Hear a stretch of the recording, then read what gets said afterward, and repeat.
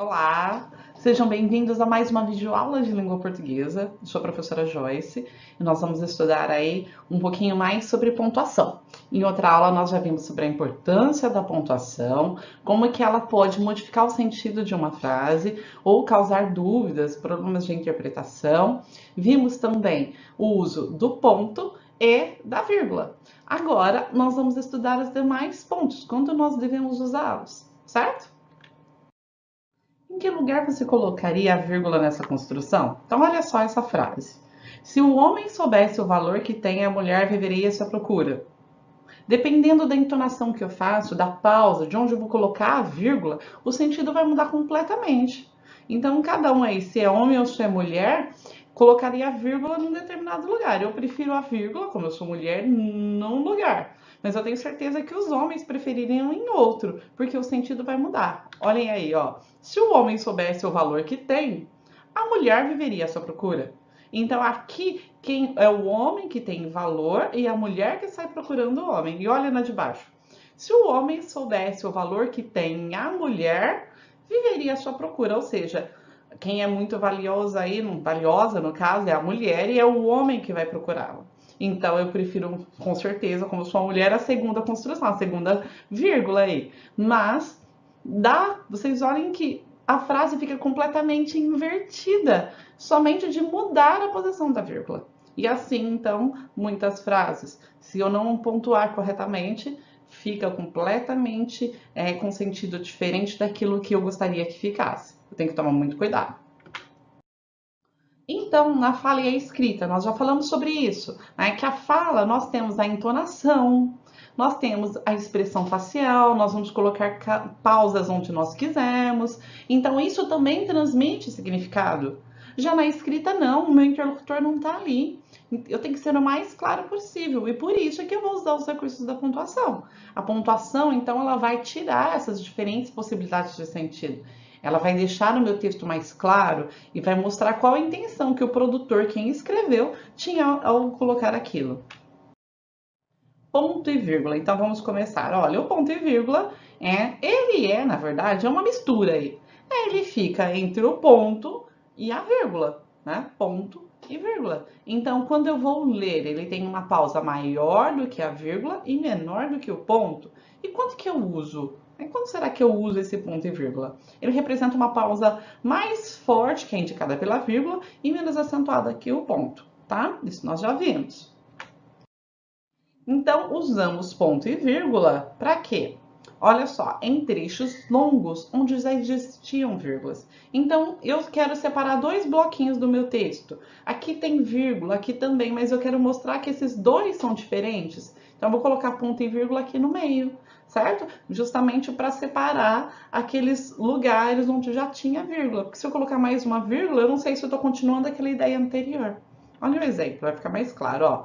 Temos os restauradores que cosem lombadas, reparam rasgões, fabricam capas de couro, né? Aí ele fez uma sequência de coisas, né? O que esses restauradores fazem? Então eles cosem lombadas, reparam rasgões, fabricam capas de couro. E aí ele vai falar de outros, né, do que mais ele tem. Então, temos os impressores, responsáveis por novas edições. Então, ele vai continuar lá o temos, mas ele fez uma lista, uma sequência de coisas que os restauradores faziam. Para ele falar agora dos impressores, separar os restauradores dos impressores, ele coloca o ponto e vírgula. Então, ele separou elementos que já tinham vírgula, né, que era aí uma lista, vamos dizer assim, uma enumeração. Ele separa aí essas enumerações com ponto e vírgula de acordo com o assunto do que ele está falando. Esse aqui é um trechinho de um texto que nós já estudamos. Usamos ponto e vírgula ainda, tá? Em orações com sujeitos diferentes. Como assim, professora? Vamos ver. Ó, os ilusionistas deixavam-nos de boca aberta. Os equilibristas, porém, apenas nos entediavam. Então, quem é que deixava-nos de boca aberta? Qual que é o sujeito? Os ilusionistas, certo? E depois, o outro verbo aí, entediavam. Quem é que nos entediavam? Os equilibristas. Nessa construção, nesse período, eu tenho dois sujeitos diferentes. Então, para separar, né, esses dois sujeitos, aí as duas orações, que tem um verbo para cada uma, e separar como elas têm sujeitos diferentes, eu estou falando de coisas diferentes, eu ponho ponto e vírgula.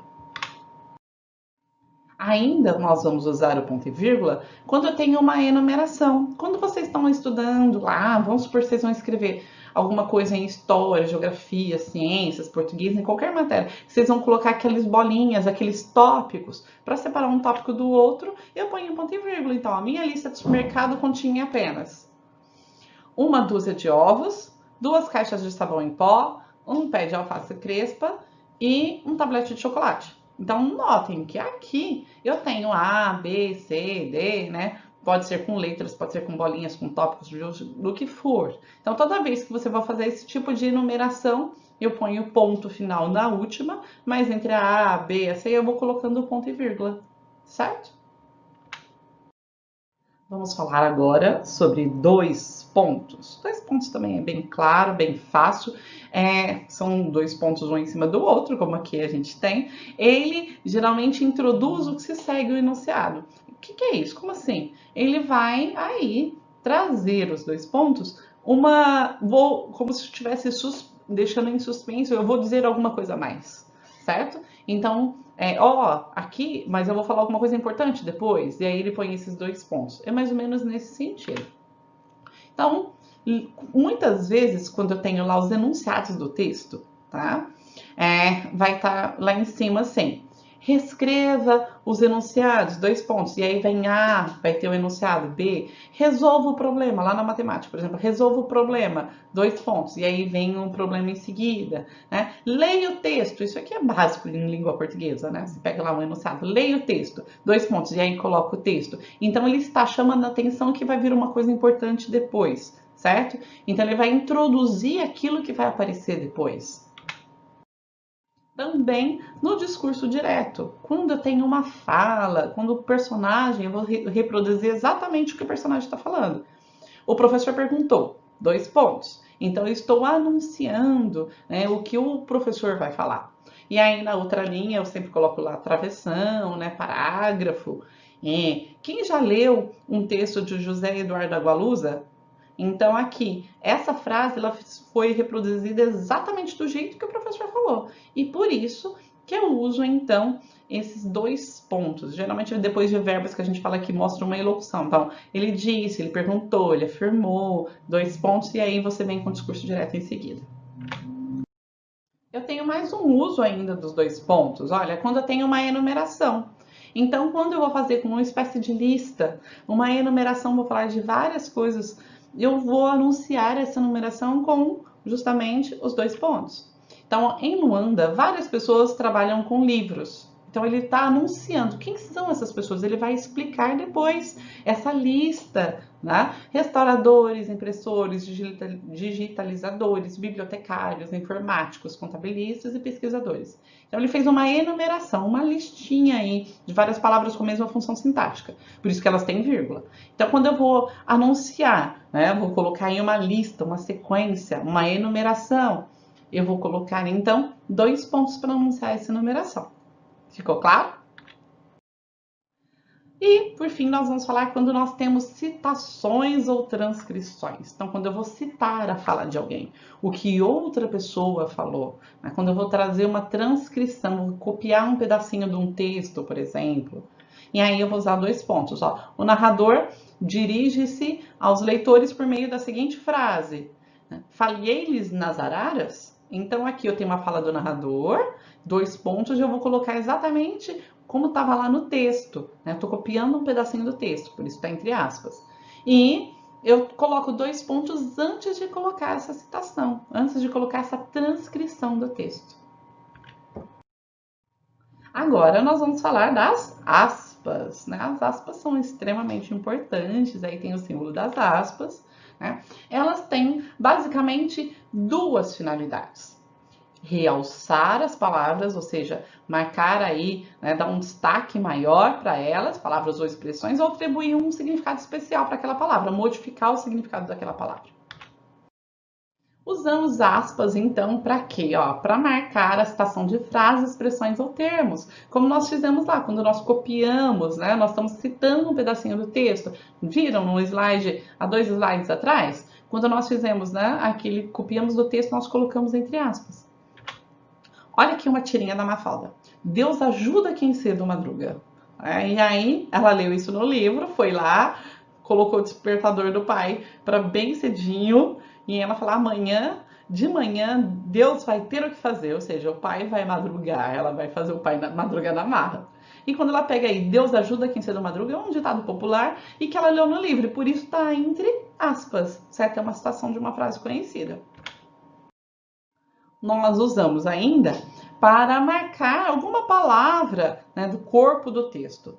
Como que eu vou, por que eu vou marcar? Seja por ironia, porque eu quero dizer o contrário, o oposto, né? Seja por tratar-se de um neologismo, uma palavra nova que eu inventei, ou um estrangeirismo, uma palavra que não pertence à língua portuguesa, uma palavra em inglês, por exemplo, que nós usamos muito. Então, a gente sempre coloca entre aspas quando nós vamos escrever. Então, os anjinhos já estão prontos. Por que anjinhos está entre aspas? Porque está sendo irônico, provavelmente são crianças danadas, certo? O coffee break será às 15 horas. Esse coffee break, esse lanche aí, essa pausa para o lanche, às 15 horas é uma palavra em inglês. Então, eu vou marcar ela entre aspas, vou marcá-la com aspas, tá? Quando é digitado, eu coloco os estrangeirismos em itálico. Então, fica aquela letra meio deitadinha. Mas quando nós estamos escrevendo à mão, a gente tem que colocar entre aspas. Combinado? Nós ainda podemos usar as aspas para marcar o diálogo. Em vez de eu colocar lá a fala com o travessão, eu posso colocar a fala continuando ali o trecho do narrador, só que entre aspas. Então, é uma forma de mostrar a fala, de mostrar que aquela lá é uma fala do personagem e não do narrador. Olhem aqui o exemplo. Aquela moça é de Barretos? Perguntou Mariana. Então, em vez de começar com travessão e depois colocar depois de Barretos, colocar um travessão também separando o narrador, o personagem e o narrador, eu vou fazer o quê? Eu coloco a fala entre aspas. Então, é um outro recurso. Quando eu tenho diálogos, eu posso colocar a fala em vez de travessão com aspas, certo? Eu separo das falas do narrador com as aspas. Viram como é fácil o uso das aspas? Então, vamos para o próximo ponto. Qual é? Olha, o travessão, exatamente. Então, a próxima pontuação aí é o travessão, e ele vai fazer o quê? Ele vai indicar a fala dos interlocutores no discurso direto. A gente já falou, né, isso em outros trechos, que quando apareceram 2 pontos, quando apareceram as aspas, e também agora o travessão, ele vai falar justamente desse discurso direto. Então, olha, as formigas lhes disseram: por que no verão não reservastes também o teu alimento? Então, cada vez que vai ter a fala de um personagem, eu coloco essa fala do personagem, ou com as aspas que nós acabamos de ver, ou com o travessão. Então, o travessão aí é uma forma de marcar a fala, certo? Eu vou introduzir o discurso direto, quando eu copio exatamente o que o personagem falou. E em certos contextos, os travessões podem substituir as vírgulas. Ó, todos nós, os filhos do céu, ainda vai fazer um comentário sobre isso. Nascidos e criados em aldeias suspensas. Eu vou continuar lá no comecinho da frase. Somos por adestramento e por paixão grandes acrobatas. E esse travessão, o que ele está fazendo aí? Quando eu uso travessão no lugar da vírgula, já que eu inseri um comentário, eu inseri alguma coisa, eu posso colocar entre travessões.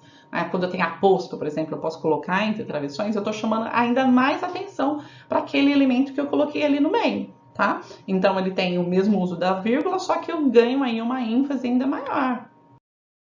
É justamente isso, olha, ele enfatiza frases ou expressões.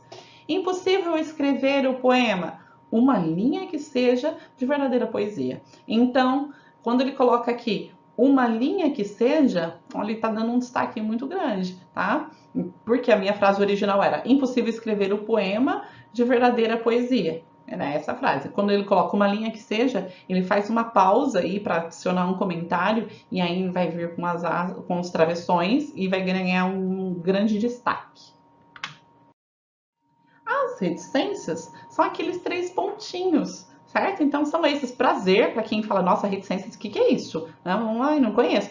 3 pontinhos, aqueles 3 pontinhos. E quando que eu uso as reticências? Elas são geralmente usadas no meio ou no final do enunciado.